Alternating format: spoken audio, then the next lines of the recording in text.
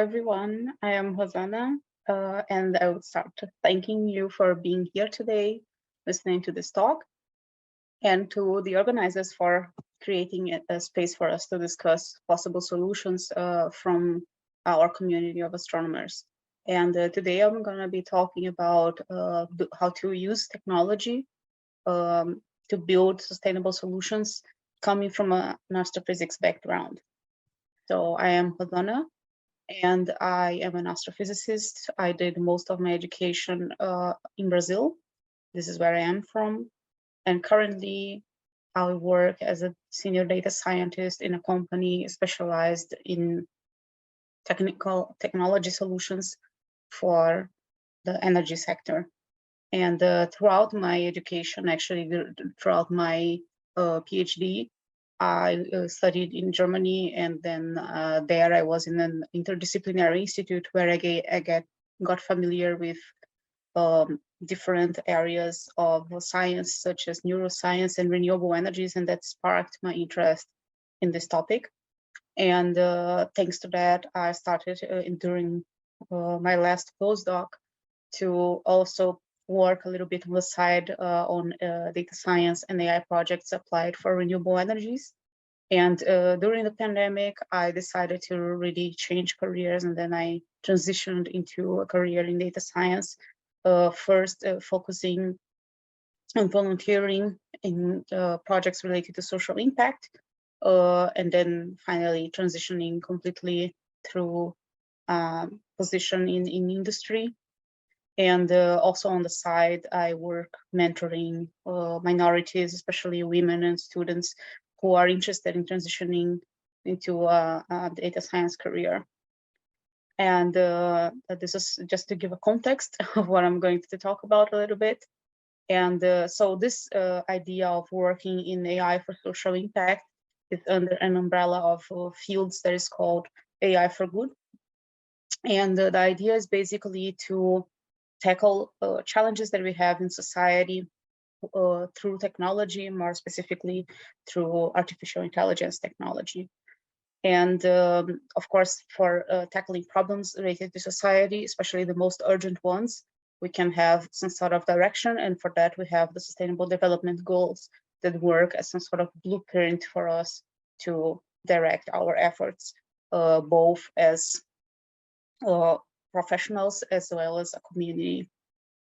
And the field of data science is something that has been growing for the past years, and mostly thanks to the computational development that has been growing in the last 2 decades, so to say, because AI already exists for over 70 years, or about 70 years. And now it's coming to a point where those complex models have the computational power to actually perform all the calculations that they can perform in a much faster way. So some years ago, what we would need decades to be calculated, now with GPU power can be calculated in a matter of hours. And this is extremely powerful, especially for some specific niches of models in deep learning as well. And as we probably have seen this image before, this diagram that explains what data science is. On one side, we have computer science and all the programming parts of it. On the other side, we have math and statistics. But of course, these two things are not enough because you need to have a domain of application. So data science is a field that is pretty much about application of crunching numbers, crunching information from data into, like, getting raw data and transforming this into information and transforming this into decision. And when we talk about AI for social impact, the social impact specifically comes from this domain of application. And of course, there are many initiatives out there focusing on creating new solutions, for creating new sustainable solutions. A couple of years ago, this was mostly done, or was the most interest of the government, NGOs, and so on. But now we are starting to have a lot of startups and companies as well getting engaged and really working on creating full solutions that are sustainable, creating full products that are sustainable as well.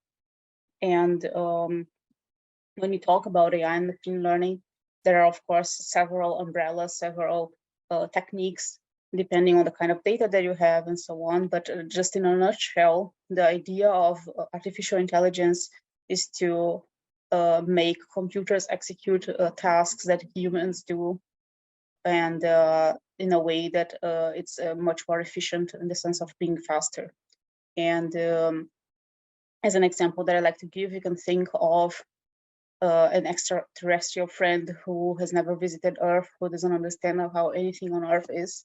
And then you come to this friend and you say, hey, this is a flower, and you show this first flower, and then you show another flower, and your friend will not necessarily know how to distinguish that this flower is also a flower because it has a different number of petals, it has a different color, it might have a different shape. So the idea is to show enough flowers, to show enough of the same thing so that your friend, or in our case, the computers, can understand what the concept of a flower is, and that it comes in different shapes and in different colors and with different numbers of petals and so on. And this is what we call supervised learning, that you give an example, you give a label to something, and it learns.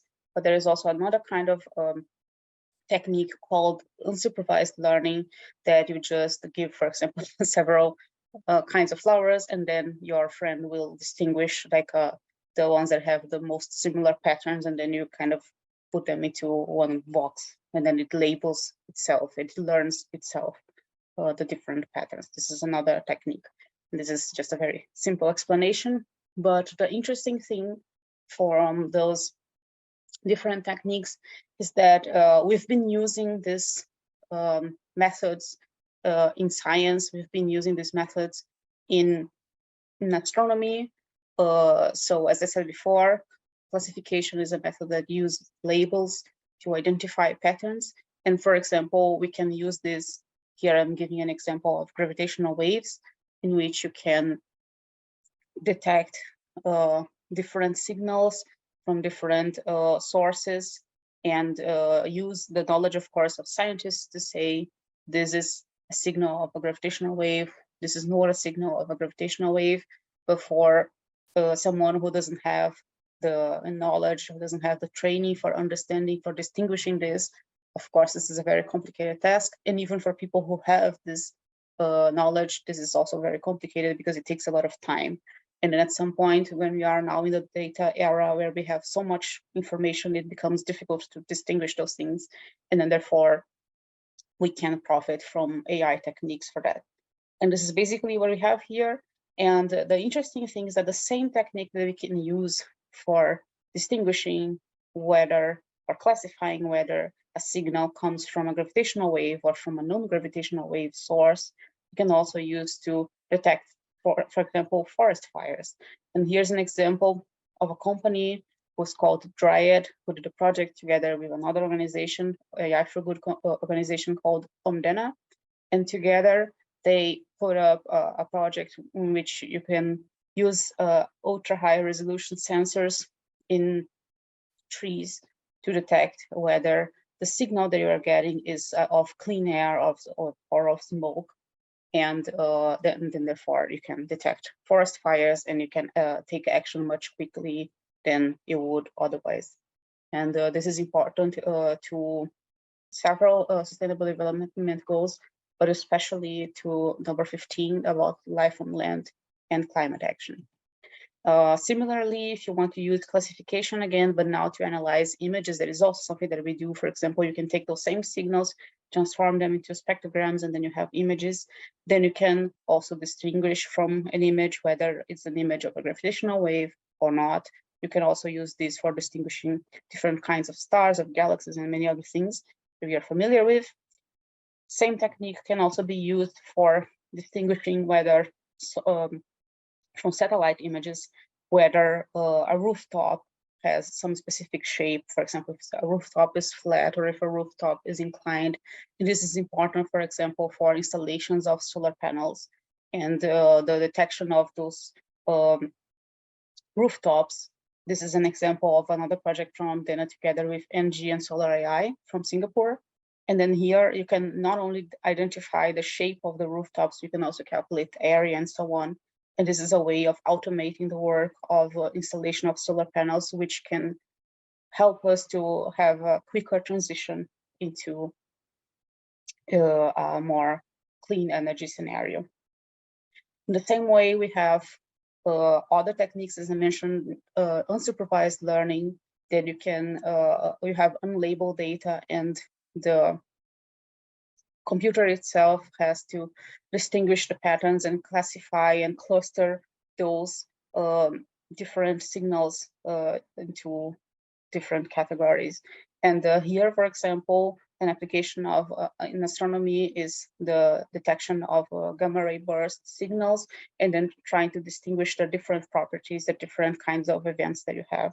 And the same technique that we use in astronomy can also be used, for example, to cluster the different behavior of users of energy. So you can distinguish the different profiles of energy consumption and also help people to understand how they can have a better and more efficient use of energy. So you can have different, for example, here you can have 3 different profiles of consumers that have different behavior. Here is the consumption of energy over time, and then you can see that they have different behaviors over time. And then you can use same technique that we use in astronomy also for the energy sector. And this is basically what I've been doing in the past years. I've been working, applying the knowledge that I gained from astronomy into this field. And for example, we have also when we talk in astronomy, we talk a lot about satellite imagery. Usually we look into the skies, but you can also, of course, have the field of Earth observation. You put the satellites focusing on Earth, and then from that you can monitor many things on Earth. And especially now when we talk about natural disasters, we talk about the forest fires, as I mentioned before. You can also monitor, for example, big infrastructures such as dams. And in this case, this is a project that I've been working together with Hacom and West Telecom. This is the company where I work. And here we can monitor dams and check whether the displacement of course, millimeters over time of the land that you have there is happening too fast, and which might indicate that there is a natural disaster about to happen, that the dam might break. And of course, you need to take action, for example, as evacuating the area to save people and so on. So those are examples of applications of technology that we usually use in astronomy that can be easily to transfer to a data science or an AI scenario applied specifically to sustainability. And in data science, we have this roadmap that starts usually with defining the problem that you want to solve, that will depend on the domain that you are working on. Here I'm showing things more related to energies or to sustainability, but of course can be many other things. And then you have this whole path of collecting data, processing the data, analyzing, modeling, or depending on the model, the technique that you want to use, and then summarizing everything into visualizations and communication, and finally putting this into production. And as I like to say, our background in astrophysics helps us with mostly all of those steps here, maybe not so much with the final one of putting things into production, because we are more focused on the research and analytics aspects of our problems, usually in academia. But however, we can still profit a lot from both from the hard skills as well from the soft skills that we gain from our background. So, and this is basically all the skills that are the main important skills that we need in a career in data science and AI. And every one of us who has a degree in astronomy or a similar field will have this knowledge to some extent, sometimes more focused on one topic than the other. But that's basically the point is that we can use this knowledge that we have and transfer these skills that we acquired through our careers in astrophysics into solutions of problems in data science as well, and sustainability. And just to summarize, as I said, we have the same old math, the same old programming. Maybe you need to learn some different techniques and so on, but you will never be starting from zero. You always have this baggage, this knowledge that you already acquired. And you can change research fields. I changed from astrophysics. I used to work with nuclear astrophysics. into the energy sector.